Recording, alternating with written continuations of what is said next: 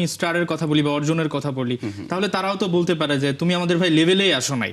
আপনি যেহেতু বলছেন যে একটা দল 7 গোল কিভাবে খেতে পারে, সেই দলকে আপনি কাউন্টই করছেন না। আপনারা ফাইনালে হারলেন জার্মানির কাছে, সেই জার্মানি আবার ব্রাজিলকে 7-1 গোলে হারালো। তো তখন তো আপনারা উল্লাস করেছেন, কিন্তু আপনার হারার পরে আপনাদেরকে তো নিশ্চয়ই নিয়ে অনেক কাটাছেড়া করেছে। ওই মুহূর্তগুলো আসলে কি ছিল? এবং এই যে 7 আপ বা যেটা বলা হয়, এটা তো আপনাদের অর্জন না, কিন্তু এখনো কেন আপনারা এটা নিয়ে এত মাতামাতি করেন? না, এই ব্রাজিলের কাটা ছেঁড়াতে তো আমাদের গায়ে লাগার কিছু নাই। কারণ হচ্ছে যে আমাদের খারাপ লাগা যে আমরা জার্মানির কাছে 1 গোলে হচ্ছে হেরেছি। সো 120 মিনিট করেছে তখন যখন আপনারা হারলেন এভাবে। মানে এটা তো কোনো গ্রাউন্ডই নাই। আপনি যেই দলের কাছে 7 গোল খাইলেন 90 মিনিটের খেলায়, আর আমরা 120 মিনিটে একটা গোল খাইলাম, তাও ফাইনাল ম্যাচে। সো জার্মানি এটা নিয়ে কিছু বলতে পারে আমাদেরকে যে আচ্ছা ঠিক আছে, আমরা ভালো খেলছি, তারাও ভালো খেলছে, এবং আমরা 1 গোলে হারছি। সো ডেফিনেটলি ওরা যেহেতু উইনিং টিম, ওদের ওই গ্রাউন্ড বা ওই রাইট থাকে কথা বলার। মানে ব্রাজিলের তো কোনো রাইটই নাই। ওরা যদি হয়তো ওই টুর্নামেন্ট ওদের জার্মানির সাথে ফেস অফ হয় নাই, বা জার্মানির সাথে খেলা হয়েছে, ওরা টাই ব্রেকার হারছে, আচ্ছা একটা কমন গ্রাউন্ড থাকে, হ্যাঁ, যে আমরাও কাছাকাছি ওরাও কাছাকাছি।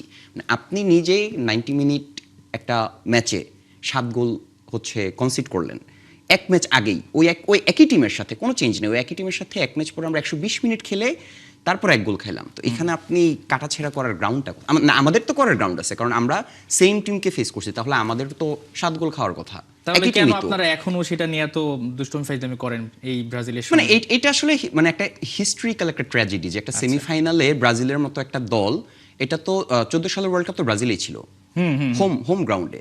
মানে একটা হোম গ্রাউন্ডে 7 গোল একটা মানে টিম কিভাবে খাইতে পারে, মানে এটা তো মানে একটা ট্র্যাজেডি আর কি, একটা হিস্টোরিক ট্র্যাজেডি। এই ধরনের দৃশ্য আমরা আসলে কখনো দেখি নাই, আশা করি। এবং মানে মজা করি যাই করি, মানে আমি যদি পার্সোনালি ভাবি যে একটা ওয়ার্ল্ড কাপের সেমিফাইনালে বা নকআউটে আমাদেরকে 6-7টা গোল খেতে হবে, মানে আমরা তো ফ্রান্সের সাথে 4-3 গোল খেয়ে হচ্ছে 18 সালে বাদ পড়ছিলাম। হ্যাঁ, তো ওইটাও স্টিল, যদিও আমরা 4-3 খুবই ক্লোজ একটা কম্পিটিশন, বাট 4টা গোল কনসিড করতে হয়েছে, এইটাই ইটসেলফ আমাদের জন্য খুব মানে অপমানজনক একটা জিনিস। এটার সঙ্গে যদি আমি মেলাই, তাহলে যদি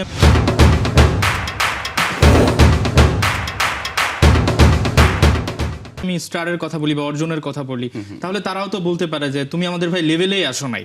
আপনি যেহেতু বলছেন যে একটা দল 7 গোল কিভাবে খেতে পারে, সেই দলকে আপনি কাউন্টই করছেন না। তাহলে যদি অর্জনের দিক থেকে বলে, মানে তাদের আপনি তো হিস্ট্রিতে চলে যেতেছেন। আমার কথা হচ্ছে যে রিসেন্ট ফুটবল, আমি যদি 2000 আমাদের জেনারেশন যেই খেলা আপনি কিভাবে নেবেন, তাহলে ভালো ওরা কিভাবে ডিফেন্ড করেন, বা যখন কারোর সঙ্গে এটা নিয়ে আলোচনা হয়, তর্ক হয়, কি বলেন? এটাই তো তাদের একটা বড় পাওয়ার যে আমাদের 5টা স্টার আছে। এখন আপনার একটা সময় অফসাইডের নিয়ম ছিল না, একটা সময় অনেক কিছুই ছিল না, তো তাহলে ওইভাবে যদি আপনি অনেক দল কম খেলতো, বা আপনি যখন ওয়ার্ল্ড কাপে শুরু হয়, শুরুতে কিছু টিম যারা খেলতো শুরু থেকে, ওরা তো সবসময় একটা পার্টিকুলার প্রিভিলেজ পেয়ে এসেছে, কারণ ওরা আগে থেকেই খেলে, তাই না? সো ওই সময় আপনার কোয়ালিটি, যদি আমি বলি ফুটবল, আমি ছোট করছি না, যারা ওই সময় খেলতো তারাও ভালো খেলতো, বাট এগেইন আপনি ব্রাজিলের যেই ফার্স্ট 3টা ওয়ার্ল্ড কাপ যে সময় জেতা, ওই 3টা কোন একটা টিমকে যদি এখনকার হচ্ছে আপনার ফিফার ফুটবলের সাথে খেলতে নামায় দেন, এবং এই নিয়ম কানুনের মধ্যে, কিন্তু আপনারা তো অনেক পার্থক্য। আমাদের ওয়ার্ল্ড কাপগুলো কিন্তু 78-86 ততদিনে কিন্তু মোটামুটি মডার্ন ফুটবলের একটা জনরা, ওই প্র্যাকটিসটা আস্তে আস্তে শুরু হচ্ছিল। আপনি তো ব্রাজিলের যে ওয়ার্ল্ড কাপগুলো যেই আগের সময় 1950-50 সালের দিকে সম্ভবত 2টা ওয়ার্ল্ড কাপ আছে, তো ওই টাইমিংয়ের তো একটা ব্যাপার আছে। এখন যখন অ্যাকচুয়ালি একটা কম্পিটিটিভ ফুটবল শুরু হলো, যে অ্যাকচুয়ালি সব দল ভালো খেলে এবং কোয়ালিটিও খুব হাই, তো তারপরে আপনি যদি দেখেন ইভেন গত 10 বছরে যদি দেখেন, ব্রাজিল সম্ভবত একটা কোপা, আমাদের 2টা কোপা আমেরিকা, একটা ওয়ার্ল্ড কাপ। সো তার মানে মডার্ন ফুটবলে ব্রাজিল আসলে খুব একটা ভালো কিন্তু করতে পারতেছে না। সো ওই জায়গা থেকে আপনি 100 বছরের ইতিহাস ধরে টানলে তো আসলে অনেক কিছুই বলা যায়। এখন আপনি যদি বলেন যে মায়ান সভ্যতা, ওদের হিস্ট্রিক্যালি ওরা অনেক ভালো, ওরা ইউএস মিলিটারি থেকে বেটার, এটা তো কোনো কথা হইতে পারে না। আপনার তো মানে কন্টেম্পোরারি টিমদের কম্পিটিশনের কথা চিন্তা করতে হবে। কন্টেম্পোরারি জায়গা থেকে আমার কাছে মনে হয় ব্রাজিল এই মুহূর্তে খুব সিগনিফিক্যান্ট কোনো দল, ভালো দল অবশ্যই, বাট এরকম মানে যতটা আসলে ওভার হাইপ আর কি, ওই হাইপের জায়গা থেকে আরেকটু কম হওয়ার কথা।